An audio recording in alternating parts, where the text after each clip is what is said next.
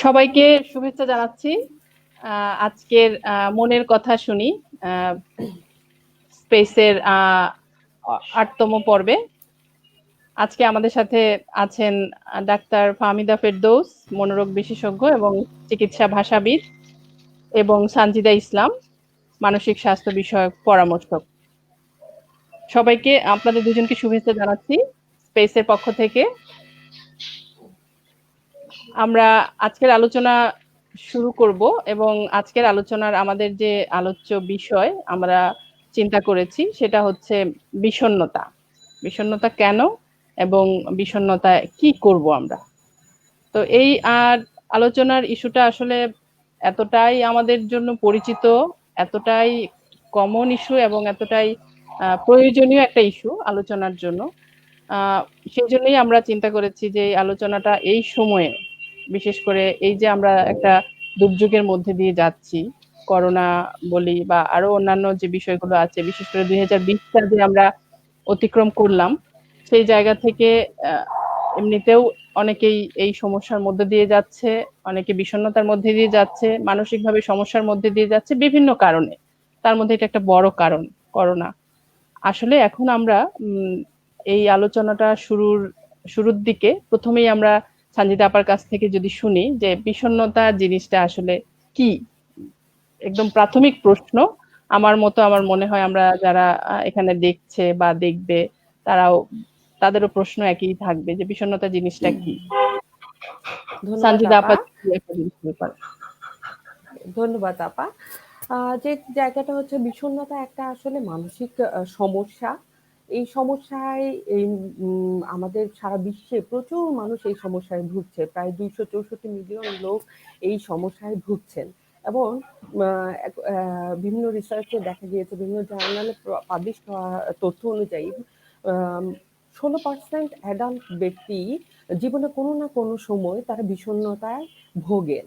এখন জায়গাটা হচ্ছে যে আমরা আমাদের স্বাভাবিক জীবনে সবসময় আমাদের বিভিন্ন ধরনের ঘটনার মধ্যে দিয়ে যেতে হয়। কখনো আনন্দ, কখনো ভয়, কষ্ট, এই সকল অনুভূতির মধ্যে দিয়ে যেতে হয়। কিন্তু আমরা কি সেই জায়গাটা খেয়াল করতে পারি কিনা? কোনটা আমার শোক, কোনটা আসলে আমার বিষণ্ণতা? অধিকাংশ সময় আমরা যেটা হয় যে কষ্টে আছি, সেই জায়গাটাকে এখন স্বাভাবিকভাবে কিন্তু প্রকাশ করার জন্য অনেকে বলে আমি আমি খুব ডিপ্রেসড, হ্যাঁ? কিন্তু আসলে কোনটা শোক?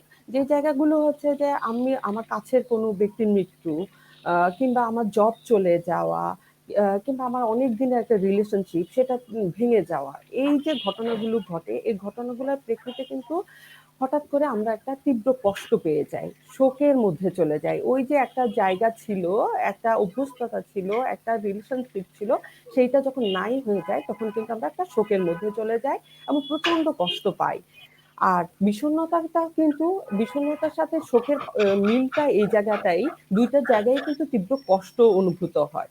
কিন্তু শোকের জায়গায় যেটা হয় যে এই কষ্টটা ধীরে ধীরে কিন্তু কমতে থাকে এবং একটা জায়গা হচ্ছে শোকের মধ্যে মানুষ কিন্তু কিছু কিছু সময় তার সেই প্রিয় ব্যক্তিকে নিয়ে বা ওই পরিস্থিতিগুলার ভালো অভিজ্ঞতাগুলার কথা মনে করেও কিন্তু অনেক ধরনের পজিটিভ অনুভূতি তার মধ্যে তৈরি হয়। কিন্তু বিষণ্ণতার জায়গাটায় ব্যক্তির অনুভূতিটা একই লেভেলে চলতে থাকে, তার কিন্তু কষ্টই সে অনুভব করতে থাকে বা খুব বেশি মানসিকভাবে সে তখন বিরক্তও থাকে অনেক সময়। আরেকটা জায়গা হচ্ছে শোকের ক্ষেত্রে কিন্তু আহ, আমরা আমাদের ব্যক্তিত্বের যে জায়গাটা, আত্মমর্যাদা বোধ, আমরা ছোটবেলা থেকে যে মর্যাদা বোধ নিয়ে বড় হই, সেই জায়গাটা খুব বেশি প্রভাবিত হয় না। কিন্তু আমরা যখন ডিপ্রেস থাকি তখন কিন্তু প্রথমতই যে জায়গাটা ঘটে যায় যে আমার আত্মমর্যাদা বোধ বা আমার নিজের সম্পর্কে অনেক নেতিবাচক চিন্তা শুরু হতে থাকে এবং সেইটা ঘিরেই আমি সারাটা দিন হয়তো চলতে থাকি বা সারাটা সময় চলতে থাকি। তো সেই জায়গায় বিষণ্ণতা এবং শোকের মধ্যে পার্থক্য কিন্তু রয়ে যায়। কিন্তু আমরা জীবনে কিভাবে কোন বয়সী মানুষদের মধ্যে এই জিনিসগুলা ঘটে যদি বলি, সেটা হচ্ছে যে এটা কিন্তু শিশু, স্পেশালি অ্যাডোলেসেন্ট যারা, তাদের ক্ষেত্রে এবং বয়স্ক একেবারে ষাটোর্ধ্ব ব্যক্তিদের মাঝেও কিন্তু বিষণ্ণতা দেখা দিতে পারে।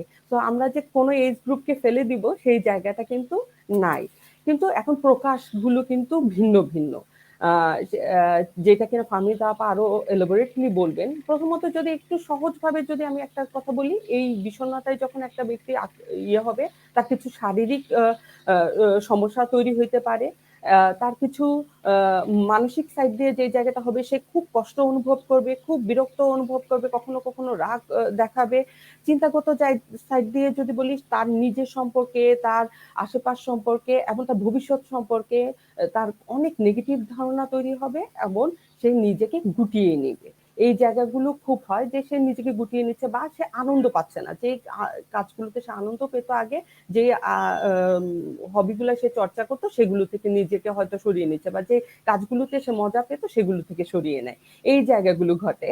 তো ফাহমিদা আপা নিশ্চয়ই এই জায়গাটা এলোবোরেটলি বলবেন ডায়াগনোসিসটা। আমি প্রাথমিকভাবে এইটুকুতে ফাহমিদা আপাকে করছি। হ্যাঁ, অনেক ধন্যবাদ আপা। হ্যাঁ, আপা আসলে আলোচনার জায়গা থেকে আপনাদের দুইজনের ক্ষেত্র আলাদা। একজন আছেন একদমই প্রফেশনালি ডাক্তার, আর একজন আছেন কাউন্সেলিং এর জায়গাটায়। তো সেই জায়গাটায় দুইটার একটা ভালো ইন্টারলিঙ্ক কিন্তু আছে।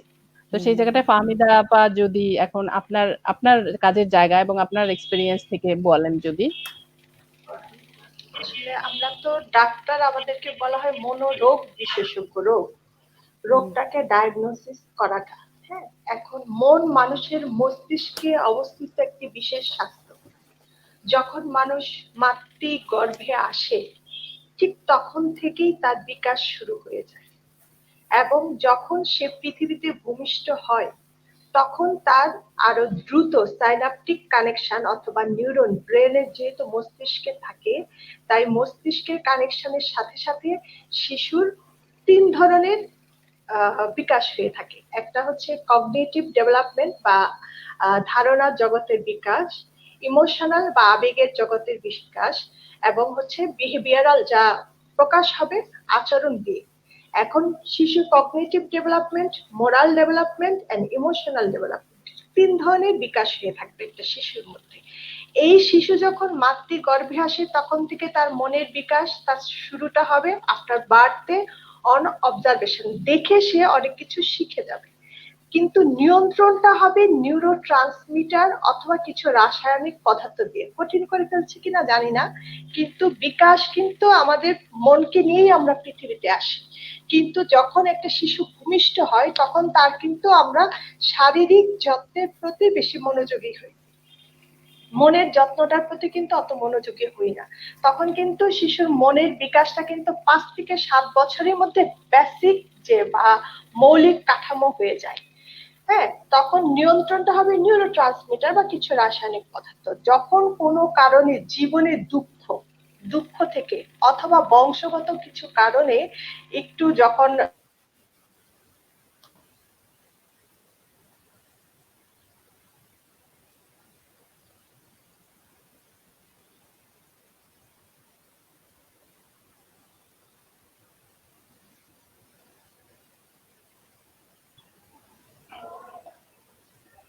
দুঃখিত, আমরা ফাহমিদা আপার মনে হয় ইন্টারনেট সংযোগে একটু সমস্যা করছে। আমরা একটু অপেক্ষা করি ফাহমিদা আপার জন্য, দেখি আপা কতক্ষণে আসতে পারেন।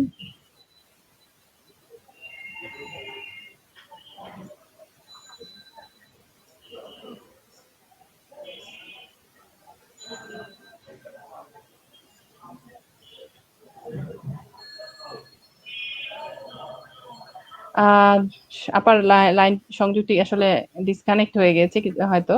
হয়তো আপা আবার ঢুকবেন। সেই সময় এর মধ্যে আমরা আবার সঞ্জিতা আপার কাছে যাই, যে আপা যে কথাগুলো বলছিলেন, মনের কষ্ট, মনের দুঃখ, এবং আসলে তো দুঃখ বা কোনো কষ্ট থেকেই একটা সময়ে বলতে না পারার থেকে বিষণ্ণতার জায়গাটাও শুরু হয়। সেটা যে কোনো বয়সেই হতে পারে। সেই জায়গাটা থেকে আসলে আপা আপনি আপনার কাজের জায়গা থেকে কি ধরনের অভিজ্ঞতা বা কি ধরনের প্রশ্ন বা কি ধরনের কেস আপনি ডিল করেছেন বা করছেন, সেটা যদি আপনি একটু আপনার অভিজ্ঞতা থেকে বলেন। ওকে, থ্যাংক ইউ আপা। যে জায়গাটা আপা বলছিলেন হয়তো যে ব্রেইনের একটা ব্যাপার আছে বিষণ্ণতার জায়গায়। সেই জায়গাটা ছাড়াও ডিপ্রেশনের ক্ষেত্রে কিন্তু এনভায়রনমেন্টাল কজটাও একটা বড় ভূমিকা রাখে। যে এনভায়রনমেন্টের মধ্যে আমি আছি, হ্যাঁ, আমি হয়তো একটা অ্যাবিউসিভ রিলেশনশিপের মধ্যে আছি, হ্যাঁ, তো যেই জায়গাগুলো হচ্ছে তখন কিন্তু আমার ওই যে মনটা, আপা যেটা বলছিলেন যে মনটা নিয়ে হয়তো বা পৃথিবীতে এসেছি, বড় হয়েছি, আমার চারপাশের অভিজ্ঞতা থেকে আমি দেখেছি, এমন আমার চিন্তাগুলো কিন্তু তখন আরো পরিপুষ্ট হয়েছে। এখন চিন্তাগুলো হতে পারে পজিটিভ চিন্তাগুলো তখন অনেক বেশি নার্চার্ড হয়েছে, কখনো আবার নেগেটিভ চিন্তাগুলো, হ্যাঁ, অনেক বেশি সামনে চলে আসছে। তো যেটা হয় যে যখন আমি কিনা জীবনে কোনো নেগেটিভ একটা ঘটনার সম্মুখীন হচ্ছি, তখন কিন্তু আমার আমাকে আমার মনটা আমার পিছনের দিকে নিয়ে যায়। এমন আমি কিন্তু যত ছোটবেলা থেকে নিয়ে হয়তো আমার যত কষ্ট লাগা নাইগুলোকে আমি তখন একসাথে জড়ো করতে শুরু করে দিই। এমন আমি কিন্তু তখন প্রচন্ড রকমের কষ্ট পাই। এবং যেটা হয় কখনো কখনো আমরা কিন্তু কষ্ট থেকে খুব রাগ বা খিটখিটে মেজাজ দেখাই, কখনো কখনো আবার আমরা যেই জায়গা হয় ঘুমে আমাদের তখন খুব সমস্যা হয়ে যায়, ঘুম হয়তো বা কম হচ্ছে বা বেশি হচ্ছে, এরকম হয়ে যায়। আবার আমরা হয়তো আমাদের রিলেশনশিপ গুলোতে তখন প্রভাব পড়া শুরু করে, আমাদের খাওয়া দাওয়া, আমাদের স্বাস্থ্যে একটা প্রভাব পড়ে, আমরা হয়তো খুব বেশি খেয়ে ফেলি, খেয়াল করতে পারি না, তখন খাওয়াটা আমরা এনজয় করে খাই না, কারণ আমরা কোনো কিছুই তখন আসলে আমরা আনন্দ নিয়ে করি না। তো আমার জায়গা থেকে আমি এই মুহূর্তে আসলে কাজ করি বেশিরভাগ সময় মেডিকেল সেট আপে, এবং সেখানে যেটা দেখা যায় যে অনেক শারীরিক সমস্যা নিয়ে, যেমন হেডেকের প্রবলেম, এটা একটা খুব কমন প্রবলেম নিয়ে আমাদের কাছে আসেন রোগীরা। আহ, যখন কথা বলা যায় তখন দেখা যায় যে এই জায়গা হেডেকের বিষয়টা আসলে শুরু হয়েছে এই বিষণ্ণতা বোধ থেকে। আমি যদি আপনাকে একটা কেস আমার শেয়ার করি, আমি কয়েকদিন আগে এই পেশেন্টটাকে দেখছিলাম।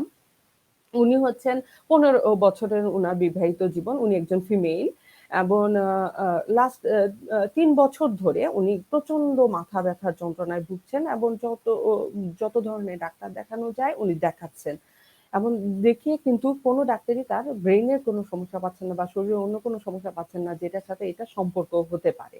তো উনি এভাবেই আমার কাছে আসলেন যখন, তখন দেখা গেল যে উনার সমস্যাটা যখন আমি শুরুটা জিজ্ঞেস করলাম, সেটা শুরু হয়েছে 3 বছর আগে। 3 বছর আগে একটা ঘটনার মধ্য দিয়ে, ঘটনাটা ছিল উনার হাজবেন্ডের সাথে উনার অ্যাফেয়ার ম্যারেজ।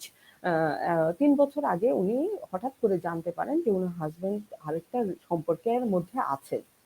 এটা যখন উনি প্রথম আবিষ্কার করলেন, সেই জায়গায় উনি প্রচন্ড রকমের একটা কষ্ট পেয়ে গেলেন, এবং এই কষ্টটা উনি যতই পরিবারের অন্যান্য মানুষদেরকে বোঝাতেন, বলতেন, কষ্টের জায়গাটা বলতে গেলে সবাই তাকে বোঝাতো যে আরে এটা এমন কি বিষয়, এটা নিয়ে এত তো কষ্ট পাওয়ার কিছু নাই। তো উনি এই জিনিসটা নিজের মধ্যে রাখতে থাকলেন, এবং ওই জায়গা থেকে সম্পর্কটা আরো দুইজনের দূরত্ব বেড়ে গেল, এবং নিজের জায়গায় নিজেকে নিয়ে যত ধরনের নেগেটিভ চিন্তা আছে ওনার প্রবল হতে শুরু করলো, এমন ওনার কাছে মনে হতে শুরু করলো যে এখন উনি খোঁজা শুরু করলেন জীবনে আর কে কে ওনাকে ভালোবাসে নাই, মানে হাজবেন্ড নিশ্চয়ই তাকে ভালোবাসে না, যার কারণে আরেকজনের সাথে সম্পর্কে জড়িয়েছেন, এবং আরো জীবনে ছোটবেলা থেকে যেই ভালোবাসা পান নাই যে সব জায়গা থেকে, সেই জায়গাগুলো ওনার প্রবল হতে শুরু করলো, এবং উনি কিন্তু তীব্র একটা মাথার যন্ত্রণায় ভুগছেন, এবং উনি যখনই মানুষের কাছে এই কথাটা বলতে যান, যেটা হয় যে অনেক ডাক্তার দেখিয়েছেন, ডাক্তাররা বলেছেন যে মোটামুটি বলে দিয়েছেন এটা আপনার মানসিক সমস্যা, এমন মানসিক রোগের একজন ডাক্তার দেখাতে হবে, তখন সে হয়তো মানতে পারছে না।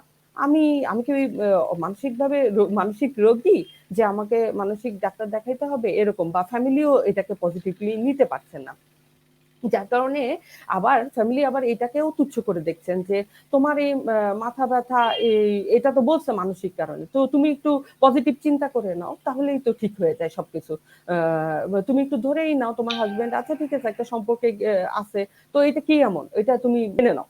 তো এই মেনে নেয়া না নেয়া দ্বন্দ্বে কিন্তু সে এই ৩টা বছর প্রচন্ড রকমের, যে এই জায়গাটা হয়েছে তার ওয়েট অনেক বেড়ে গেছে, সে কিন্তু বুঝতে পারেনি। আশেপাশে মানুষ এখন তাকে বলে যে তুমি এত মোটা, তুমি খেয়াল করো না, তোমার হাজবেন্ড তো এই জন্য অন্যের সাথে সম্পর্কে যায়। এটাও তাকে আরেক ধরনের কষ্ট দেয়, নেগেটিভ তথ্যগুলা। এরকম জায়গাগুলো নিয়ে আসলে আমাদের কাছে আসে। এমন এটা হয় যে আমরা প্রথমে এই কারণটা খোঁজা শুরু করি, কোথা থেকে শুরু হলো তার এই জায়গাগুলো, এবং তার মূল যে বিশ্বাসটা নিজের সম্পর্কে, অন্য সম্পর্কে, এমন পৃথিবীটা সম্পর্কে তার বিশ্বাসগুলাকে আমরা খুঁজে বের করার চেষ্টা করি। অমিতা আপা চলে আসছেন, নিশ্চয়ই উনি আরো অ্যাড করবেন। ধন্যবাদ, সুন্দর আলোচনা চলছে। আসলে বিষণ্ণতা বলতে আমরা বুঝি মানে নেতিবাচক, বিষণ্ণতাকে আমরা বলি একটা নেতিবাচক আবেগ। এই নেতিবাচক আবেগ যখন একটা মানুষের তীব্র আকার ধারণ করে তার ব্যক্তিগত, পারিবারিক এবং সামাজিক এই তিনটি ক্ষেত্র অথবা যে কোনো দুটি ক্ষেত্রে বিচ্যুতি অথবা বিকার হবে, ইম্পেয়ারমেন্ট অথবা ডিসঅর্ডার, তখন আমরা তাকে বলবো বিষণ্ণতা অথবা ডিপ্রেশন। এই ডিপ্রেশন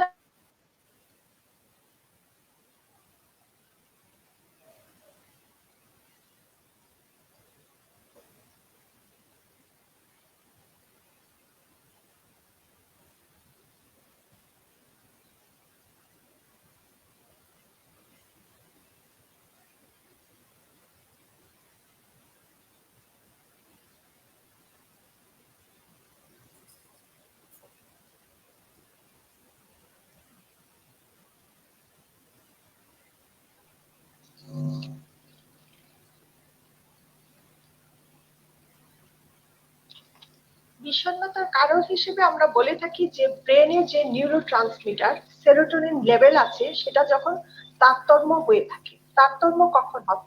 যখন মানুষের জীবনের কোনো একটা খুব দুঃখজনক ঘটনা অথবা লস, যেমন এখন কোভিড চলছে, এই কোভিডের কারণে অনেকে অনেক নিজের প্রিয়জন হারিয়ে ফেলবেন।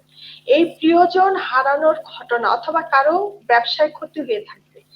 এই যে লসটা, কেউ এটাকে অ্যাবজর্ব মানে মেনে নিতে পারে, কেউ হঠাৎ করে মানসিক ভাবে ধাক্কা খেয়ে থাকে।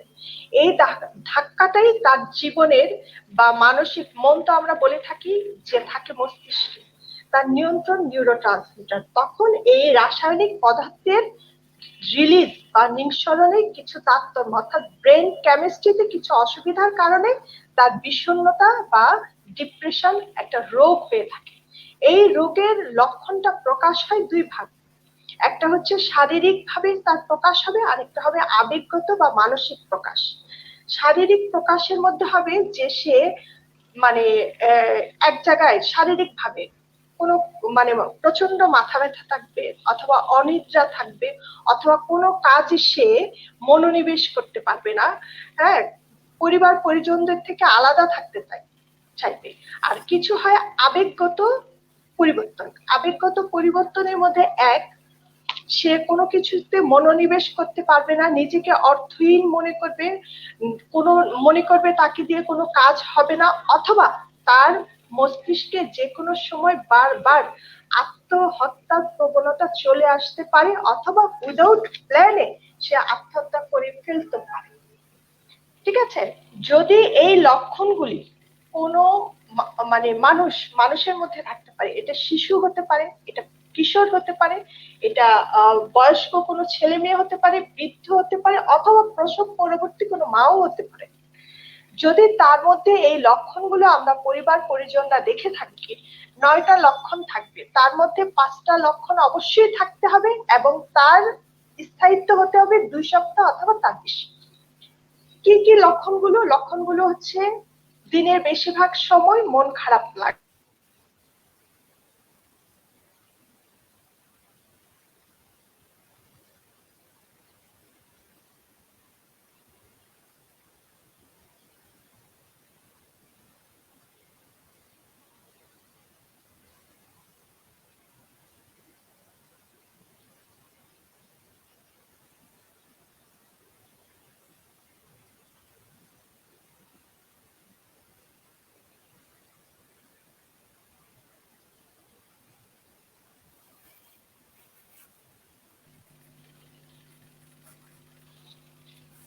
গুলি লক্ষণগুলো হচ্ছে 9টা লক্ষণ। দিনের বেশিরভাগ সময় মন খারাপ হয়ে থাকে। তারপর কোনো কাজে আনন্দ খুঁজে পাবেন না, অর্থাৎ আনন্দের কাজে আনন্দ খুঁজে পাবে না। অনিদ্রা অথবা বেশি ঘুমানো, ক্ষুধা মন্দা অথবা বেশি খাবে।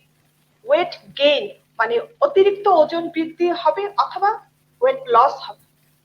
তারপরে হচ্ছে অর্থহীন, যে কোনো কিছুকেতেই তার অর্থহীন মনে হবে, অনর্থক মনে হবে এবং কোনো কাজে মনোনিবেশ করতে পারবেন না। কোনো কারণ ছাড়াই তার মনে বারবার আত্মহত্যা করার প্রবণতা চলে আসবে, অথবা কোনো কোনো সময় সে কোনো পরিকল্পনা ছাড়াই আত্মহত্যা অ্যাটেম্প নিয়ে থাকবে।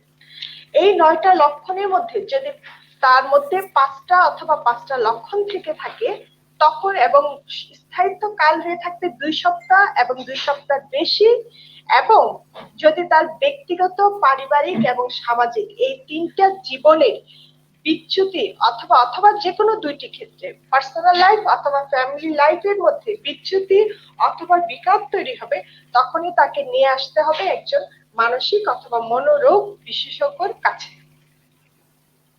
মানে টোটালি বিষণ্ণতা বলতে আমরা ঠিক এভাবেই বুঝে থাকি। তারপর হচ্ছে বিষণ্ণতা কাদের হয়ে থাকে? বিষণ্ণতা হবে শিশু, যে পৃথিবীতে আমরা বলি শিশুদের মন নেই, আসলে তো তা না। যে আমরা যখন পৃথিবীতে মাতৃ গর্ভে আসি তখন থেকেই তো আমাদের মনের বিকাশ শুরু হয়ে থাকে, কারণ মন তো থাকে মস্তিষ্কে। যখন শিশুরা পরিবার পরিজনদের থেকে অবহেলা পাবে, তাদের মধ্যে কোয়ালিটি অফ টাইম বা গুণগত সময় না পাবে, তখন শিশুদের মধ্যে বিষণ্ণতা তৈরি হতে পারে। কিশোর বয়সে গিয়েও বিষণ্ণতা তৈরি হবে, কারণ কিশোর বয়সে গিয়ে সবচেয়ে বেশি সমস্যা তৈরি করছে। আমরা আজকাল পরিবার মানে চারপাশে তাই দেখছি। অ্যাডাল্ট এবং অ্যাডাল্ট স্টেজে তো ছেলে মেয়ে, পারিবারিক জীবনে, সামাজিক জীবনে, দাম্পত্য জীবনে অনেক না পাওয়া থেকে বিষণ্ণতা হবে। এবং যখন মানুষ বৃদ্ধ হবে তখন বিষণ্ণতার প্রবণতা কিন্তু আরো বেশি। এবং যারা নতুন মা হয়ে থাকবেন, প্রসব পরবর্তী বিষণ্ণতা, যাকে আমরা কখনোই গুরুত্ব দেইনি, এটা কিন্তু খুব গুরুত্বের বিষয়, প্রসব পরবর্তী বিষণ্ণতা। হ্যাঁ, এই প্রতিটা ক্ষেত্রেই বিষণ্ণতা হয়ে থাকে। বাংলাদেশে বলা হচ্ছে প্রতি 100 জনের মধ্যে 4.6% নারী পুরুষ উভয় বিষণ্ণতায় ভুগতে পারেন। নারী, পুরুষ, শিশু, বয়োবৃদ্ধ সবাই বিষণ্ণতায় ভুগে থাকতে পারেন। ধন্যবাদ। অনেক ধন্যবাদ আপা, ফাহমিদা আপা। যদিও ইন্টারনেট কানেকশন খুব প্রবলেম করছে, তারপর আপা মোটামুটি একবারে অনেক কিছু বলে গেছেন ওনার ডাক্তারের পার্সপেক্টিভে। বিশেষ করে যে সিমটম গুলি, এটা আসলে খুব জরুরি সাধারণ মানুষের জন্য জানা, কারণ আসলে আমরা অনেকেই বুঝতেও পারি না যে আসলে আমি বিষণ্ণতায় ভুগছি নাকি আমার অন্য কোনো সমস্যা, বা আসলে আদৌ আমার কোনো শরীরের সমস্যা নাকি মনের বা মাথার, কোন সমস্যাটা আমরা আসলে ফেস করছি, এই সমস্যাগুলো থাকে। অনেক ধন্যবাদ আপা। আমাদের একজন দর্শক, উনি একটা প্রশ্ন করেছেন, আমি কি প্রশ্নটা এখন বলবো আপা? হয়তো একবার দেখতে পেরেছেন স্ক্রিনে। উনি লিখেছেন যে উনি খুব সরল ভাবে লিখেছেন যে আপা, হাজবেন্ড ওয়াইফ একজন অন্যজনকে ভালোবাসি, একটা অটিজম বেবি আছে 17 বছরের, ছেলেটা বাবার উপর ডিপেন্ডেন্ট, আমাদের রিলেশনটা কেমন যেন হয়ে গেছে, সারাক্ষণ খিটিমিটি, আমার হাজবেন্ড বাসায় এসেই নিজের নামাজ কালাম, বাচ্চাদের খাওয়া দাওয়া, তারপর মোবাইল, এসব বিজি হয়ে যায়, কখনো মনের কথা শেয়ার করে না, কোথায় যাচ্ছে বলে যায় না, কোনো গল্প করে না আমার সাথে, কোনো এক্সট্রা ম্যারিটাল রিলেশনশিপ নেই, পার্সোনালি অনেক অনেস্ট বাট ইন্ট্রোভার্ট, আপু কিছু ভালো লাগে না, বাঁচতে ইচ্ছে করে না।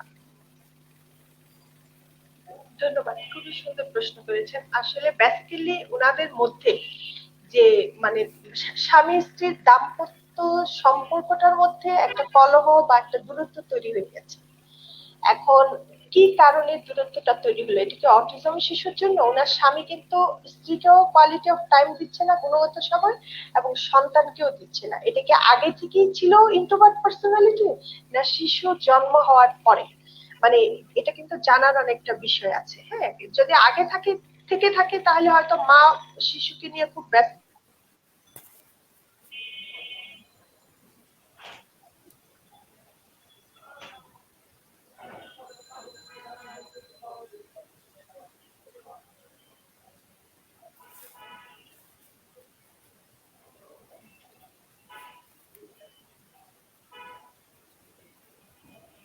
ফাহমিদা আপার কানেকশনটা আবার একটু সমস্যা করছে। আমরা এই সময় আবার যদি একটু সানজিদা আপার কাছে যাই, যে আপা অনেকগুলো সিমটম বললেন এবং আপনি তো বিষয়গুলো সরাসরি দেখেন, সানজিদা আপা ডিল করেন, সেই জায়গা থেকে আপনার কাছে আসলে এই ধরনের সিমটম নিয়ে বা মানুষের আশার যে একটা আসে যে সেই ধরনের আপনি কি মানে কত জনকে বা কিরকম ভাবে বিষয়গুলো ডিল করেছেন? এবং আমার আরো আরো একটা জানার বিষয়, সেটা হচ্ছে যে মানুষ এখন আসলে মানসিক সমস্যা নিয়ে আসে কিনা, সেটা আসার রেটটা আসলে বেড়েছে কিনা। এবং একটা সময় কিন্তু মানুষ মানসিক সমস্যা নিয়ে কথা বলতো না এবং ডাক্তারের কাছে যাওয়াটা খুব একটা অন্যরকম বিষয় মনে করতো, লজ্জার, বা মানুষ কি ভাববে, আমি পাগল হয়ে গেছি বা আমি মানসিক ডাক্তারের কাছে যাচ্ছি। এই এই চিত্রটা এখন আসলে কেমন? সঞ্জিতা আপা যদি একটু বলতেন। ওকে, যে জায়গা হচ্ছে কতজন আসে মানে আমার কাছে, সেই উত্তরটা আসলে হিসাব করা হয় নাই এটা। তবে হ্যাঁ, আহ, মানুষ অনেকেই সমস্যা নিয়ে আসছেন জীবনে বিভিন্ন সিচুয়েশনে, এবং আসার পরে দেখা যায় যে তাদের সাথে কথা বলে দেখা যায় যে তারা ডিপ্রেশন ডিপ্রেশনের মধ্যে আছেন। কিন্তু যেই জায়গাটা হয় যে আমরা হয়তো বা কথা বলি, এটা ডিপ্রেশন তো বিভিন্ন লেভেলের হয়। তো সাধারণত যেটা হয় মাইল্ড লেভেলেও থাকে, তখন কিন্তু আমরা কথা বলে দেখি, এবং আমরা কিন্তু অ্যাসেসমেন্টের জন্য অবশ্যই একজন মনোরোগ বিশেষজ্ঞের কাছে তাকে রেফার করি, তার এই মানসিক অবস্থাটা কি অবস্থায় আছে সেটা অ্যাসেসমেন্টের জন্য। কারণ ডিপ্রেশন থেকে কিন্তু সারা বিশ্বে সুইসাইডের মাধ্যমে মৃত্যুর হার কিন্তু অনেক বেশি। তো এই জায়গাটা একটা খেয়াল করার বিষয় থাকে। আর একটা ব্যাপার হচ্ছে মানসিক সমস্যায় এখন আমাদের কাছে মানুষ আসেন কিনা, কাউন্সিলিং বা সাইকোথেরাপির জায়গাটা এখন অনেক বাংলাদেশে আগের চেয়ে অনেক ইমপ্রুভ হয়েছে। মানুষের অ্যাওয়ারনেস বেড়েছে। এই যে আমরা আজকে একটা প্ল্যাটফর্মে কথা বলছি, এ ধরনের অনেক আলোচনা কিন্তু এখন হয়, এবং even social media, TV media, print মিডিয়ার মাধ্যমে কিন্তু মানুষ এখন জানতে পারে যে হ্যাঁ, একটা ট্রিটমেন্ট ব্যবস্থা আছে, একটা সাইন্টিফিক ওয়ে আছে, যেখানে গিয়ে কিনা আমি মন খুলে কথা বলে আমি আমার জায়গাগুলোকে দেখতে পারি, যে আমার আমার যে একটা অসুবিধা হচ্ছে, এই অসুবিধাটা কি লেভেলে আছে এটা একটা বোঝার ব্যাপার যা থাকে। এবং আমি এই অসুবিধাগুলো কি খালি কথা বলার মাধ্যমেই ম্যানেজ করতে পারি, না এখানে আমার আরো কিছু হেল্পের প্রয়োজন, এই জায়গাগুলাও কিন্তু তৈরি হয়। তো এখনকার যুগে অনেক মানুষ আসেন, এবং অ্যাডোলেসেন্ট লাস্ট এই করোনা কালে আমি দেখেছি যে অ্যাডোলেসেন্টদের সমস্যাটাও কিন্তু বেশ বেড়েছে। আমার কাছে কিন্তু প্রচুর পরিমাণে অ্যাডোলেসেন্ট বাচ্চারা আসছেন বিভিন্ন সমস্যা নিয়ে, এবং তাদের কিন্তু মানে মাইল্ড লেভেল থেকে তাদের কিন্তু যতটুকু আমি তাদের কথা অনুযায়ী আমরা শুনে যেটা মনে হয় যে অনেক সিভিয়ার লেভেলেও ডিপ্রেশন তাদের তৈরি হচ্ছে। এটার একটা কারণ হচ্ছে যে এখনকার যুগে তো আসলে এখন যে পরিস্থিতি, এর জন্য তো আমরা অনেকটা ঘরে বন্দি থাকছি। হ্যাঁ, আমাদের কিন্তু এতদিন পরে এই করোনা আমাদের করোনা কিছু মানে ব্যাপার হচ্ছে যে আমাদের একটা সুযোগও তৈরি হয়েছে কিন্তু একসাথে সবাই মিলে সময় পার করা।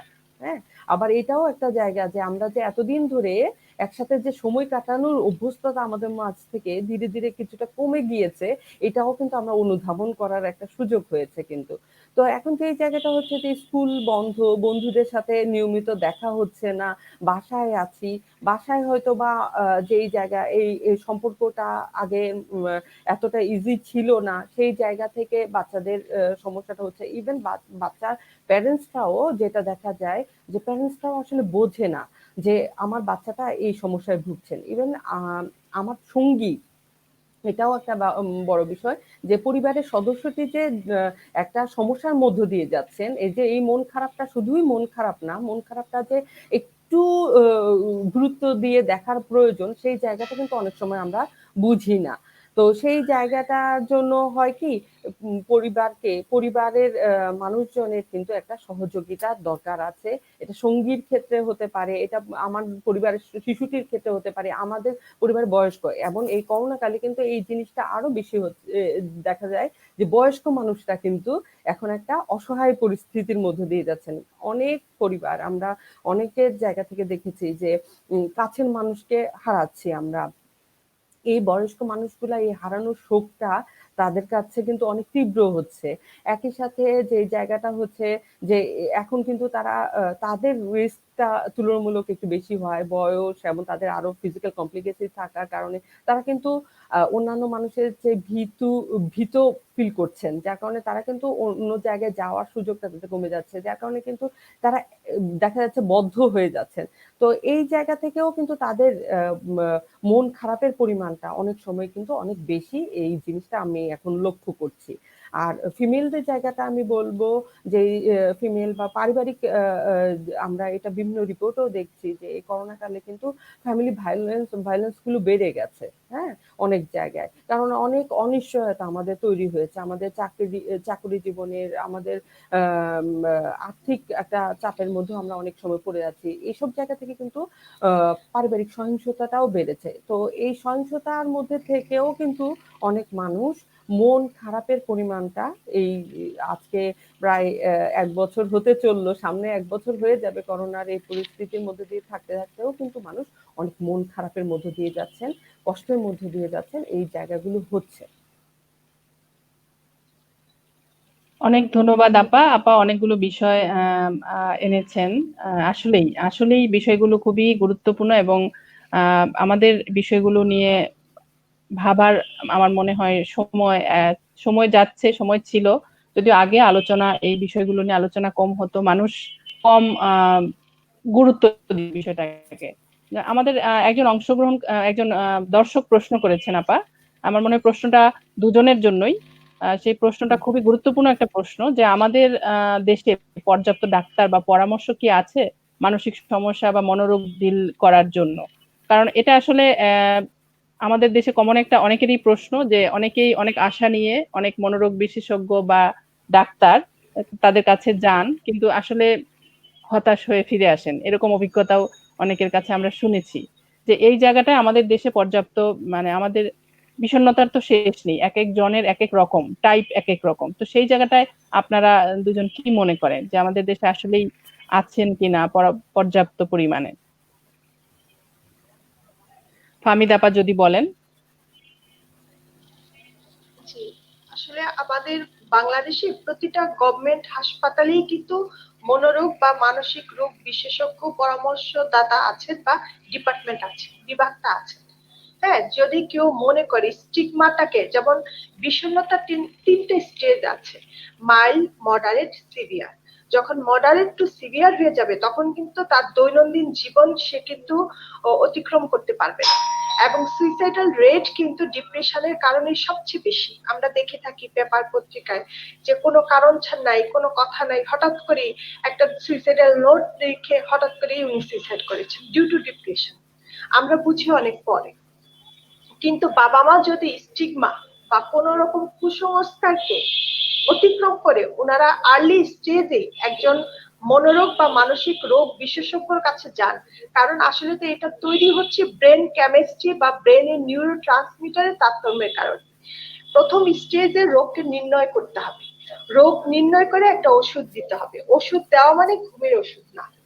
ঘুমের ওষুধ যে কেমিস্ট্রিটা আপনার ডিসফাংশনাল হয়ে গেছে বা তার নর্মাল ফাংশনিং, নর্মাল কাজের প্রতিক্রিয়াটা বা কাজের যে নর্মাল যে ভ্যালুটা ছিল সেটা যে নষ্ট হয়ে গেছে বা ডিসঅর্ডার হয়েছে, তাকে ঠিক করার জন্যই ওষুধ।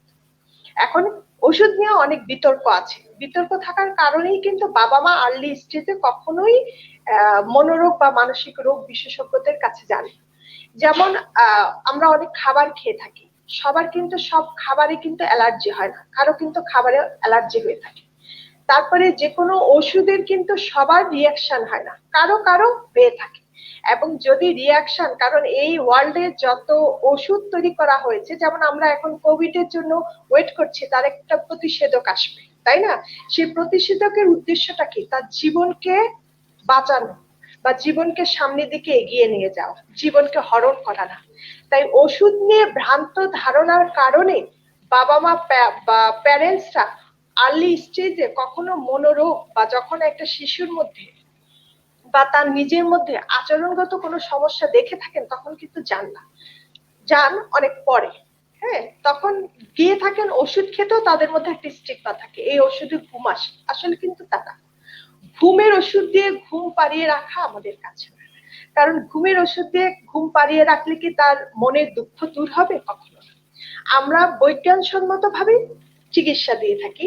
চিকিৎসাটাকে সারা শুধু যে বাংলাদেশ দিচ্ছে তা না, যে কোনো জায়গাতে আপনারা দেখবেন কোভিড এসছে, কোভিড এর জন্য একটা গাইডলাইন তৈরি হয়েছে। এই গাইডলাইনটাকে প্রমোট করছে কি WHO, ওয়ার্ল্ড হেলথ অর্গানাইজেশন। ঠিক আমরা যে ট্রিটমেন্টটা দিচ্ছি এটা বিজ্ঞানসম্মত এবং সারা বিশ্ব স্বীকৃত। এই চিকিৎসাটাকে আমরা ভাগ করি দুইটা ভাগ, একটা হচ্ছে ফার্মাকোলজিক্যাল ওষুধ দিয়ে, আরেকটা হচ্ছে নন ফার্মাকোলজিক্যাল ওষুধ ছাড়া। এখন ফার্মাকোলজিক্যাল কি, যে যে ডিপ্রেশনের কারণে তার ব্রেনের যে কেমিস্ট্রিটা বা যেই রাসায়নিক পদার্থটা কমে গিয়েছিল, সেই পদার্থটাকে আর্টিফিশিয়াল ওয়েতে মুখে ওষুধ খাবে। এটা কে কয়দিন খাবে, কোন শিশুর জন্য কি, বৃদ্ধর জন্য কি, প্রেগনেন্ট প্রসব যার মানে মাতৃ গর্ভে থাকা অবস্থায় যদি বিষণ্ণতা হয় তার জন্য কি, একজন মনোরোগ বিশেষজ্ঞ সেটা ঠিক করবে। তারপরে যে যখন উনি একটা স্টেবল বা একটা উনি শারীরিক এবং আবেগীয় লক্ষণগুলো যখন একটু কমে আসবে, তখন তাকে নিয়ে সাইকোথেরাপিস্টরা বসবেন, বসে বের করবেন তার জীবনের কোথায় কনফ্লিক্ট অথবা দ্বন্দ্বটা আছে। দ্বন্দ্বটা কোথায়, কোন ক্ষেত্রে, এটা কি ব্যক্তিগত জীবনে, এটা কি পারিবারিক জীবনে, এটা সামাজিক জীবনে। তখন বসে যদি স্বামী স্ত্রীর মধ্যে হয়ে থাকে, তাহলে স্বামী স্ত্রীকে দুজনকে আসতে হবে কাউন্সিলিং বা সাইকোথেরাপি। যদি এটা সন্তান পরিবার পরিজনদের নিয়ে হতে থাকে, তাহলে সবাইকে মিলে, পরিবার পরিজন কম্বাইন্ড ফ্যামিলি হয়, সবাইকে নিয়ে আসতে হবে। আর যদি এটা ব্যক্তির নিজের অসুবিধা হয়ে থাকে, তাহলে ব্যক্তি নিজেকে সেই অসুবিধা থেকে বের হয়ে আসার ওয়েটা সাইকোথেরাপির মাধ্যমে অথবা কাউন্সিলিং এর মাধ্যমে দেখানো হয়ে থাকে। কিন্তু ওষুধ সে কতদিন খাবে, কার জন্য কি হবে, এটা আসলে রোগের লক্ষণের উপর, ধরনের উপর। কারণ এক এক রোগের লক্ষণ তো থাকবে। বিষণ্ণতা কিন্তু একটা হলো এজিটেটেড ডিপ্রেশন, মানে খুব অস্থির থাকবে, কথায় কথায় লেগে যাবে। আরেকটা হলো সাইকোটিক ডিপ্রেশন, শুধু যে ডিপ্রেশন থাকবে তা না, তার সাথে সাইকোটিক লক্ষণ থাকবে। তার মধ্যে ভ্রান্ত ধারণা হবে, কানে গায়েবে আওয়াজ শুনতে থাকবে। অর্থাৎ বিষণ্ণতার অনেকগুলো লক্ষণ নিয়ে রোগীরা আমাদের কাছে আসবে। তখন প্রথমেই হলো রোগ নির্ণয় এবং ওষুধ দেওয়া, তারপরে চলতে থাকবে দীর্ঘ সময় ধরে কাউন্সিলিং, জীবনের পরবর্তী স্টেপ গুলোকে তার জীবনের সাথে খাপ খাইয়ে দেওয়া। ধন্যবাদ। প্রশ্নটার একটা জায়গা ছিল যে পর্যাপ্ত ডাক্তার, আপা ফাহমিদা আপা খুব সুন্দর করে বলে দিয়েছেন ডাক্তার যে আছেন এবং পরামর্শকের জায়গাটা আমি যদি বলি যে এখন ঢাকায় আসলে মেইনলি অনেক পরামর্শক কাজ করছেন, মানে সাইকোথেরাপিস্ট বা কাউন্সিলর অনেক অর্গানাইজেশনে কাজ করছেন। ঢাকার বাইরেও রাজশাহী ইউনিভার্সিটি এবং ওই রাজশাহী অঞ্চল এবং এখান থেকে পাশ করে অনেক স্টুডেন্ট কিন্তু ঢাকার বাইরেও বিভিন্ন জায়গায় এখন কাজ করছেন। আগের চেয়ে অনেক সংখ্যায় অনেক বেড়েছে, তবে আমি বলবো না একেবারে অনেক বেশি। তবে আরেকটা জায়গা হচ্ছে যে এই করোনা কাল আমাদেরকে আরেকটা জিনিস শিখিয়েছে যে আমরা কিন্তু এখন অনলাইনেও কাউন্সিলিং বা সাইকোথেরাপি সেবাটা দেই। সো এইটার একটা সুযোগ বেড়েছে। এই কারণে সারা দেশের বিভিন্ন মানুষই এই সেবাটা এখন কিন্তু অনেকের কাছ থেকে গ্রহণ করতে পারছেন। অনেক ধন্যবাদ। দুজনেই খুব চমৎকারভাবে আমাদের যে দর্শক প্রশ্নটা করেছিলেন উত্তর দিয়েছেন, এবং আসলে অনেক সময় আপনারা এক জায়গায় থেকে একরকম ভাবে ডিল করেন, আবার যে পেশেন্ট বা যে ফেস করছে সেও আবার অন্য জায়গায় অন্যরকম অভিজ্ঞতার মধ্য দিয়ে যায়। এখানে আমাদের একজন দর্শক, উনি আসলে ওনার কোনো প্রশ্ন না, উনি কমেন্ট করেছেন যে আমাদের হাসপাতাল, শিক্ষা প্রতিষ্ঠানে মানসিক স্বাস্থ্য বিষয়ক পরামর্শক নিয়োগ দেয়া প্রয়োজন। এটা আসলে খুব দরকার শিক্ষা প্রতিষ্ঠানগুলোতে, বিশেষ করে মানে আমাদের যে অ্যাডোলেসেন্ট এইজটা, যে ছেলে বা মেয়ে যারা পড়াশোনা করছে তাদের জন্য আসলে এটা খুব দরকার। আমাদের স্কুলগুলোতে বা শিক্ষা প্রতিষ্ঠানগুলোতে নেই, যেটা আসলে আমরাও প্রয়োজন মনে করি ছেলে মেয়েদের জন্য। আমার জায়গা থেকে আরেকটু কথা বলার যে ছিল সঞ্জিতা আপার কাছে, যে আপা, নারী পুরুষ আমরা বলি, নারী পুরুষের কথাই আমরা বেশি বলি, বিষণ্ণতার জায়গা বলি বা অবসাদের জায়গাতে। এর বাইরেও কি যারা আমাদের যে অন্যান্য তৃতীয় লিঙ্গ এবং আরো যে অন্য অন্য ইয়ের পরিচিতির যে মানুষ আছে, তারা কি আসেন এই ধরনের কোনো সমস্যা নিয়ে? এবং ফাহমিদা আপার কাছেও আমার এরকম মানে আসে কিনা, বা আসলেও সেটা কেমন, রেশিওটা কেমন?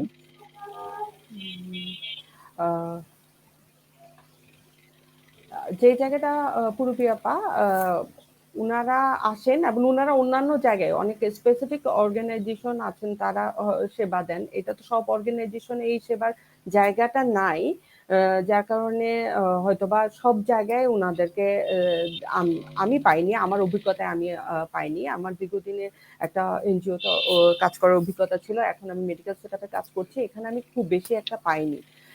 তবে নারী পুরুষ এমন শিশু, অ্যাডোলেসেন্ট, বৃদ্ধ, বয়স্ক, উনাদের আমি অনেক পাই।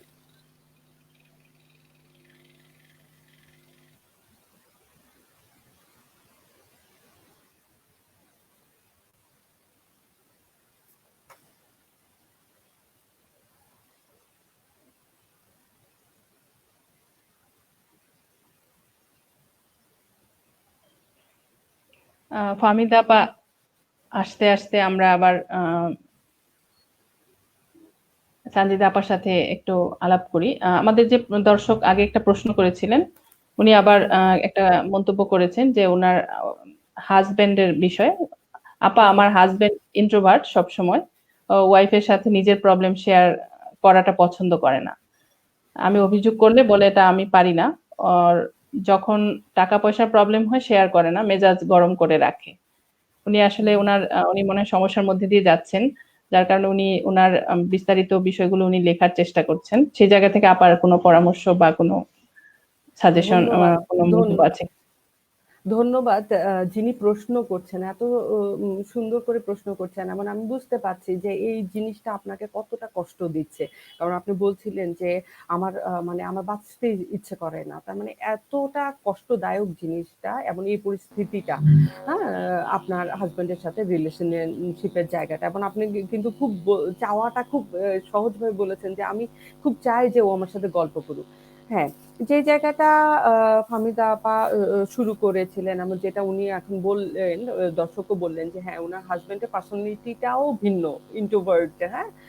তো সেই জায়গাটা নিয়ে ফাহমিদা আপা নিশ্চয়ই আরো বলবেন। তো আমি এই জায়গাটাতে করতে চাই যে রিলেশনশিপটা কিন্তু দুইটা মানুষের, হ্যাঁ? তো এখন যেই জায়গা চাওয়াগুলো আপনার তৈরি হচ্ছে এবং আপনি দেখছেন যে অপর সাইড থেকে সেই অনুযায়ী রেসপন্সটা হচ্ছে না। তো প্রথমত যে জায়গাটা করা, যে তার সাথে এই যে আমাদের সম্পর্কটা যে ভালো চলছে না, আমি আমাদের এই সম্পর্কের মধ্যে কিছু আমার কষ্ট লাগা তৈরি হচ্ছে, এই জায়গাটা এই মানুষটার সাথে শেয়ার করা। হয়তো মানুষটা প্রথমে শুনতে চাইবে না, কারণ এই পর্যন্ত আপনি বলছিলেন যে উনি শেয়ার করতে পছন্দ করেন না। আহ উনিও কিন্তু একটা অভিজ্ঞতার মধ্য দিয়ে হয়তো যাচ্ছেন না। পরিবারে এরকম একটা ঘটনা, একটা অটিস্টিক বাচ্চা আছেন, স্পেশাল চাইল্ড।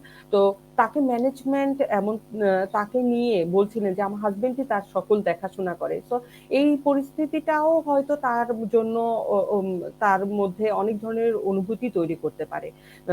এবং আপনি বলছিলেন যে উনি খুব বেশি মানে রেগে যান বা বিরক্ত হয়ে যান যে যখনই ওনার সাথে কথা বলতে চান কোনো বিষয়ে।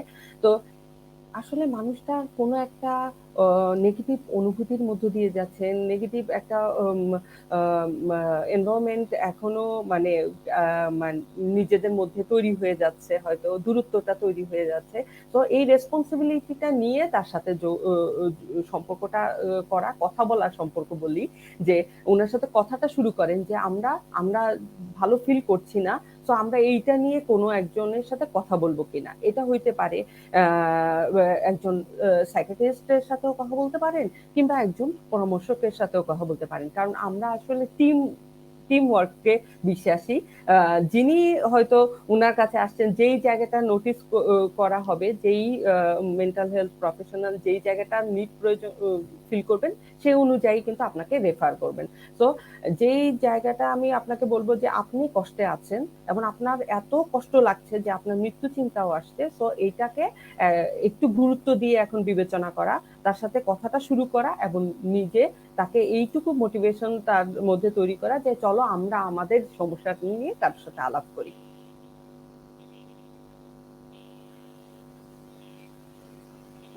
অনেক ধন্যবাদ সানজিদা আপা। ফাহমিদা আপা কিছু বলছিলেন মাঝখানে, আমরা আপা আপনার কথা শুনতে পাচ্ছি না।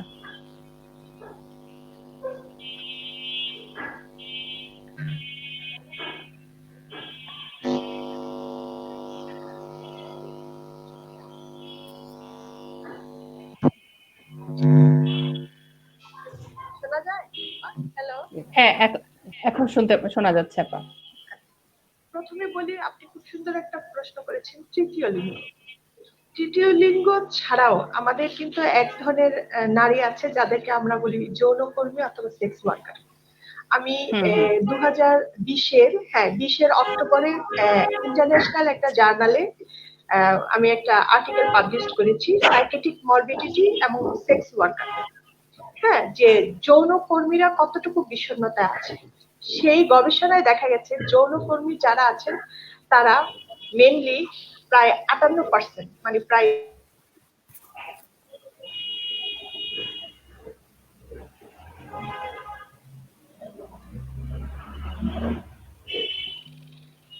সিক্সটি পার্সেন্ট, মানে 62% এসেছে যে তারা বিষণ্ণতায় ভুগে থাকে।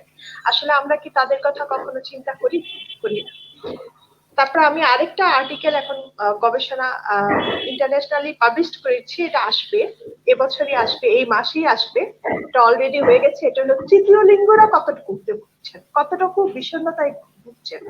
তাদের মধ্যে বিষণ্ণতা আসছে 68%। তারাও তো মানুষ, তাদেরও তো মন আছে, হয়তো তাদের কোনো লিঙ্গ নেই কিন্তু তারা তো মানুষ। অতএব আমরা কিন্তু এই জিনিসগুলোকে কখনো ফোকাস করি না, আনি না। এখন বলা যায় আমরা সাধারণ মানুষই তো বুঝি না যে আমাদের বিষণ্ণতা বা মনের যে একটা রোগ হতে পারে, তার উপর তো আমাদের অ্যাওয়ারনেস বা সচেতনতাটাই কম। যখন আমরা বুঝি না তখন এই দুইটা গ্রুপ, একটা হচ্ছে যৌনকর্মী আর একটা হচ্ছে তৃতীয় লিঙ্গ, এদের কথাটা অনেক পরে।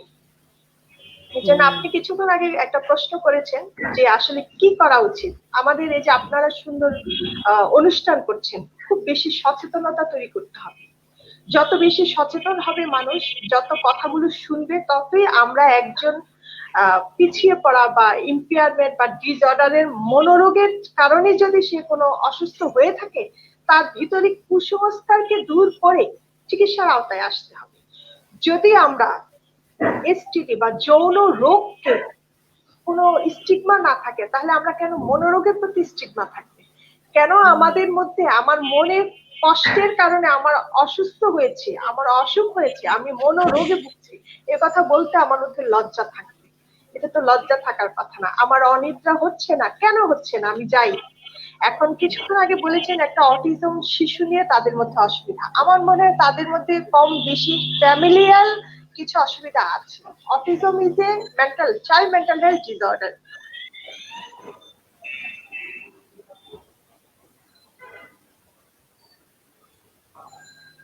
ট্রিটমেন্টটা কিন্তু মাল্টিডিসিপ্লিনারি অ্যাপ্রোচ। একটা শিশুকে নিয়ে কিন্তু বাবা মার মনে দ্বন্দ্ব হতেই পারে। এই যে স্বামী স্ত্রীর মধ্যে দ্বন্দ্বটা চলে আসছে, উনি কিন্তু বসেই আছেন, উনি কিন্তু দৌড়ে একজন মনোরোগ বিশেষজ্ঞের কাছে যাননি।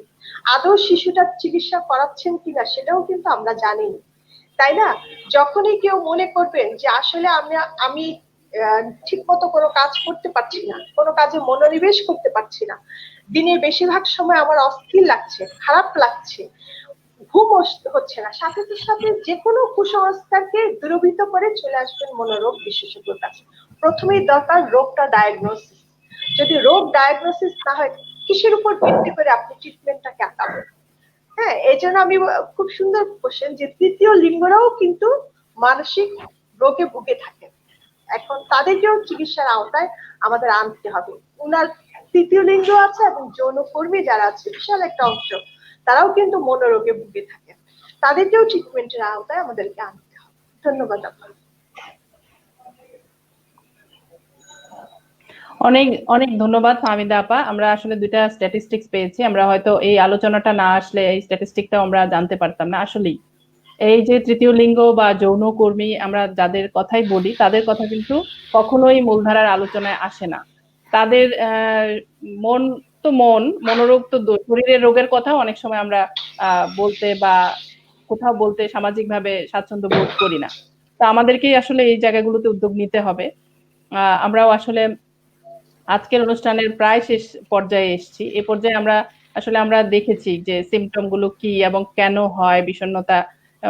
এই জায়গাটায় এসে আমাদের আসলে যে প্রশ্ন, শেষ পর্যায়ে যে প্রশ্ন থাকতে পারে যে প্রত্যেকটা জিনিসেরই তো আমরা আসলে করণীয় বা সমাধান কি হতে পারে, উত্তরণের উপায় সেই বিষয়টা যদি আপনাদের দুজনের জায়গা থেকে, আপা কাউন্সিলিং এর জায়গা থেকে এবং ফাহমিদা আপা তার ডাক্তারির জায়গা থেকে পরামর্শ দেন বা বলতে পারেন অ্যাডভাইস, আপনারা পরামর্শ দিতে পারেন, উপদেশও দিতে পারেন। আমরা আসলে আপনাদের দিকে তাকিয়েই থাকি। আসলেই মানে মনের জায়গাটা অনেকটাই অবহেলিত। সেটা শুধুমাত্র মানে শুধু মানে যেকোনো মানুষের, এটা হচ্ছে যেকোনো বয়সের। সেটা আমরা অ্যাডোলেসেন্ট এজে বলি, সেটা আমরা মা হওয়ার আগে বলি, পরে বলি, মেনোপজের আগে বলি, পরে বলি, সব সময়ই দেখি যে এটা একটা আহ আমরা সবসময় ওভারলুক করে যাই ইস্যুটা, কিন্তু এই ইস্যুটা একটা সময় আসলে অনেক বড় একটা ইস্যু হয়ে দেখা দেয়। সেই জায়গাটা থেকে আসলে আমরা নিজেরা যদি নিজেরা ওভারকাম করতে চাই, আমি যেটা বলতে চাচ্ছি যে সেলফ কাউন্সেলিং, অনেক সময় কিন্তু ডাক্তারের কাছেও আমরা যেতে চাই না, একটা সময় আমাদের যেতে হয়, সেটা হয়তো শেষ পর্যায়ে অ্যাডভান্স স্টেজে গিয়ে।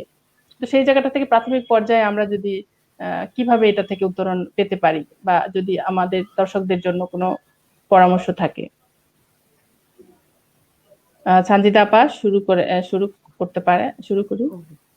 ওকে, যে জিনিসটা আপনি আপনার কথাই বলে দিয়েছেন। আসলে প্রথমত যেই জায়গাটা খেয়াল করা যে আমার একটা সমস্যা হচ্ছে, এটা ছোট কি বড়, প্রথমত এই জায়গাটা খেয়াল করা যে আমি একটা মানুষ, যেমন ছিলাম যেমন চলছিলাম সেখানে একটা ছন্দপতন হচ্ছে। আমি হয়তো বা অনেক স্বাভাবিকভাবেই সবকিছু ম্যানেজ করতে পারছিলাম, হঠাৎ করে আমার একটা পরিবর্তন, এই জায়গাটা খেয়াল করা। দেন আমার যে জায়গাটা করা যে আপনি যেহেতু সেলফ কাউন্সিলিং এর জায়গাটাকে বলছেন যে যখন কিনা বিশেষজ্ঞের কাছে যাচ্ছেন না, তো যখন কিনা যাচ্ছেন না তার আগ পর্যন্ত আমি কি করতে পারি? প্রথমত যে আমার মন খারাপের পরিমাণটা আমি দেখছি বেড়ে যাচ্ছে, আমি খুব বেশি মানে ইন্টারেস্ট পাচ্ছি না। সো এই জায়গায় নিজেকে একটু খেয়াল করানো যে আমি একটু নিজেকে বদ্ধ করে ফেলছি, এই জায়গাটা খেয়াল করিয়ে যে জায়গাগুলো করা, যে আমার একটা ডেইলি আমি একটা নিজস্ব একটা রুটিন তৈরি করতে পারি, সেই রুটিন অনুযায়ী আমি একটু চলার চেষ্টা করি। আমি জানি যে যদি সেখানে ক্লিনিক্যাল সাইড থাকে সেক্ষেত্রে কিন্তু সে পারবেন না, হ্যাঁ, কিন্তু আমি সাধারণ মানুষের জন্য কিন্তু কথাটা বলছি। তো কি করতে পারি যে আমি একটা রেগুলার রুটিন করছি, এবং যেটা আমি নিজের পছন্দ অনুযায়ী সময় নিয়ে রুটিনটা তৈরি করি, এবং রুটিনটা করা ছোট ছোট আমি লক্ষ্য তৈরি করি, কারণ আমার হয়তো বা মনে হচ্ছে যে আমি একটা লক্ষ্য স্থির করছি, লক্ষ্যটা আমি অ্যাচিভ করতে পারছি না, সো আমি হয়ে যাচ্ছে কি আমি আবার হতাশার মধ্যে পড়ে যাচ্ছি, বিষণ্ণতার মধ্যে পড়ে যাচ্ছি। তাহলে আমি ছোট ছোট লক্ষ্য স্থির করতে পারি, এবং এগুলা অ্যাচিভ করার পর আমি নিজেও এটা খেয়াল করতে পারি যে আমার কি হচ্ছে এই জায়গা। দিন শেষে আমরা আসলে যেই জায়গা হয়, আমরা কিন্তু সব সময় পরিবার বা আশেপাশে বলেন সমাজেও আমরা কি একটা মানুষের নেগেটিভ সাইডটা বলতে আমরা খুব অভ্যস্ত, এবং নিজেও কিন্তু নেগেটিভ সাইডটা আগে খেয়াল করতে অভ্যস্ত, যার কারণে হয় কি এই নেগেটিভ চিন্তা নিজের সম্পর্কে করি আর অন্যের সম্পর্কে করি, এটা কিন্তু আমাকে একটা নেগেটিভ ফিলিংই দিবে। হ্যাঁ, তো সেই জায়গাটা থেকে যদি আমি বের হতে চাই তাহলে আজকে থেকেই শুরু করি। আমি আজকে একটা দিন শেষ করলাম, আমি একটু রাতে কিছুক্ষণের জন্য 5টা মিনিটের জন্য বসলাম, বসে একটু আজকের দিনটা নিয়ে একটু ভাবে দেখি যে আমি আজকে কি ভালো কি করতে পেরেছি, কোন জায়গাটা আমি করতে পেরেছি, অন্ততপক্ষে কেউ না বলুক সেই জায়গাটা নিজেকে নিজে একটু অ্যাপ্রিসিয়েট করা যে আমি এই জায়গাটা করছি। একই সাথে আমি যে জিনিসটা বলবো যে কোয়ালিটি টাইম বাড়ানো, এটা পরিবারের মধ্যে একজন আরেকজনের সাথে একটু কথা বলাটা যেন এমন হয় যাতে আমি আমার অনুভূতিগুলা অন্যের সাথে শেয়ার করছি। আমি যখন অন্যের সাথে আমার অনুভূতিগুলা শেয়ার করব, স্বাভাবিকভাবে অন্য মানুষও কিন্তু সেই জায়গায় একটা মানে সেও খুব স্বাভাবিক ওয়েতেই দেখা যাবে একদিন না হোক, 2 দিন না হোক, তৃতীয় দিন কিন্তু সেও শেয়ার করছে, যার কারণে কিন্তু নিজেদের ফিলিং গুলা সেই মুহূর্তে কিন্তু চেক করার সুযোগ থাকে, এবং তখন কিন্তু আরো সুবিধা হয় যে আমি ক্লিনিক্যাল সাইডে চলে যাচ্ছে কিনা, এটা কিন্তু ফ্যামিলি মেম্বাররা তখন দেখতে পায়। আরেকটা জায়গা আমি এখন বলবো যে খাওয়া দাওয়ার জায়গাটা আমাদের খেয়াল করা। আমাদের আসলে প্রচুর পরিমাণে আমরা এখন অনেক ধরনের জাঙ্ক ফুড খাই, তো খাওয়া দাওয়ার সাথে কিন্তু আমাদের ডিপ্রেশনের অনেক সম্পর্ক আছে।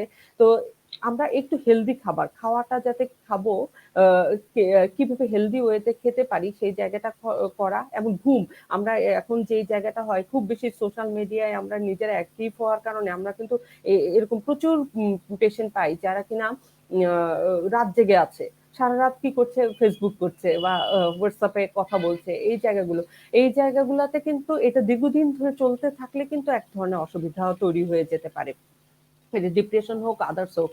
তো তো যেই জায়গাটা করা, নিজের জন্য একটা হেলদি রুটিন, ঘুমের একটা রুটিন করা, আমি রেস্ট টাইমটাকে ফিক্সড করব, এমন সেই জায়গাটা করব, এমন ইলেকট্রনিক্সটাকে সেই মুহূর্তে কিভাবে ম্যানেজ করব সেই জায়গাটা করা, একটু প্রতিদিন পারা যায় একটু এক্সারসাইজ করা, এটা কিন্তু আমাদের সবার জন্যই দরকার। এটা শুধু শরীরটাকে ভালো রাখে না, এই যে ফাহমিদা আপা বলছিলেন, এমন আমাদের আসলে মনের সাথে, এই মন খারাপের সাথে কিন্তু হরমোনের অনেক বড় সম্পর্ক আছে।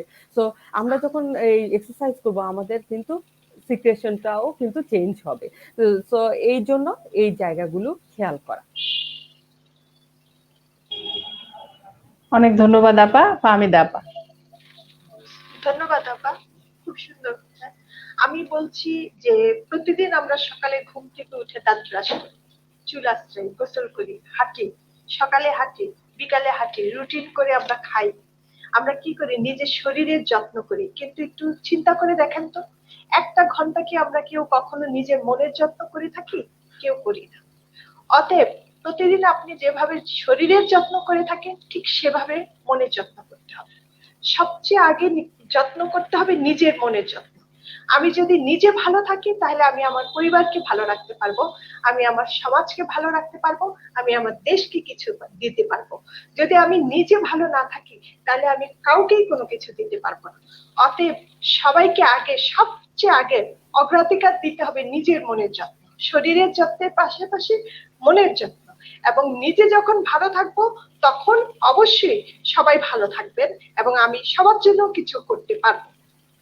যদি কেউ মনে করেন অনেকদিন যাবত আমার মনটা অস্থির লাগছে, খারাপ লাগছে, ঘুম আসছে না, মেজাজ খিটখিটে হয়ে যাচ্ছে, তখন নিজে যত রকম স্টিগমা আছে সব দূর করে চলে আসবেন একজন মনোরোগ বিশেষজ্ঞর কাছে। কারণ নিজেকে সবচেয়ে আগে ভালো থাকতে হবে। নিজে ভালো থাকা মানেই হলো সবকিছু ভালো লাগা, ভালো থাকা, সুন্দর একটা জীবন অতিবাহিত করা। আমাদের উদ্দেশ্য হলো ওয়েলবিং, একটা সুস্থ সুন্দর জীবন অতিবাহিত করা। শরীরের পাশাপাশি অবশ্যই মানসিক বা মনের যত্ন নেবেন, এটাই আমার সবচেয়ে বড় কথা। সব শেষে সবাই ভালো থাকবেন। ধন্যবাদ। অনেক ধন্যবাদ ফাহমিদা আপা এবং সানজিদা আপা, দুজনকে অনেক অনেক অনেক অনেক ধন্যবাদ। আজকের এই অনেক চমৎকার এবং খুবই প্রয়োজনীয় একটি আলোচনা এত সুন্দরভাবে কনসাইজ করে আমাদের দর্শকদের জন্য উপস্থাপন করার জন্য। এবং আমরা আশা করছি যে আমাদের যদি কারো সমস্যা বা আমরা যদি কারো সমস্যার কথা শুনি, আপনাদের কাছে আমরা রেফার করতে পারবো। আশা করছি আপনাদের দুজনকেই। এবং সেই জায়গা থেকে দুজনকে আবারও ধন্যবাদ জানাই এবং আজকের মনের কথা শুনি শেষ করছি ফাহমিদা আপার সেই কথাটা দিয়ে। আমরা যেরকম নিজেদেরকে সকালে উঠে ফ্রেশ হওয়া বা আমাদের মুখের যতটা সময় দেই, মনেরও যেন ততটা সময় দিই শরীরের পাশাপাশি। এবং সেই সাথে সানজিদা আপা যে এত চমৎকার ভাবে বিষয়গুলো তুলে ধরেছেন, সেই জন্য আপনাদেরকে অনেক অনেক ধন্যবাদ এবং আশা করছি আবারও দেখা হবে স্পেসে অন্য কোনো আলোচনায়। আজকের মতো এখানেই শেষ করছি। অনেক ধন্যবাদ।